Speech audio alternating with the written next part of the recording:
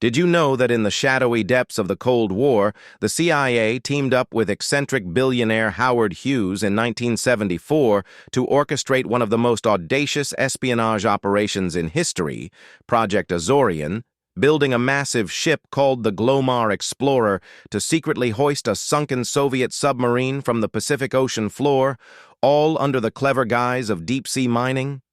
This $800 million mission, shrouded in secrecy, aimed to snatch invaluable Soviet secrets, but was dramatically exposed just a year later, forever changing the landscape of intelligence denials.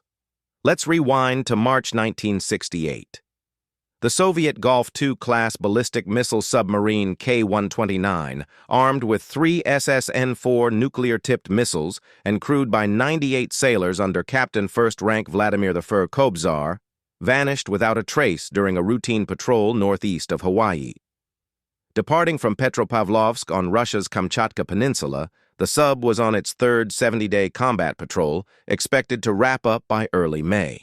But it missed critical radio check-ins, sparking a frantic Soviet search involving dozens of ships and aircraft. No wreckage surfaced, and the Soviets eventually called it off, presuming the vessel lost to a depth excursion while snorkeling or perhaps a catastrophic explosion, maybe from hydrogen buildup in batteries, a missile mishap, or even a collision with a U.S. sub like the USS Swordfish, though that's debated. Unbeknownst to them, U.S. Navy acoustic sensors had pinpointed the wreck site about 1,560 nautical miles northwest of Oahu at a staggering depth of 16,500 feet, over 3 miles down in the crushing abyss. The intelligence jackpot was irresistible. By the late 1960s, the U.S. and Soviets were locked in nuclear parity, and recovering K-129 could reveal Soviet submarine tech, sonar evasion tactics, cryptographic codes, and missile secrets. President Richard Nixon greenlit the op, with the CIA taking the lead alongside the Department of Defense. But how to pull it off without sparking World War III? Enter Howard Hughes, the reclusive aviation tycoon whose penchant for privacy made him the perfect frontman.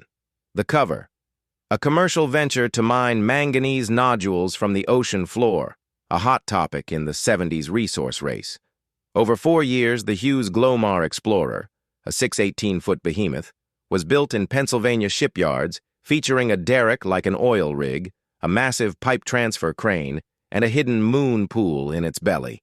A cavernous docking well with retractable doors to conceal the hull from prying eyes, satellites, or ships. The star gadget? A gigantic claw dubbed Clementine, secretly assembled on a submerged barge and loaded off Catalina Island to evade detection.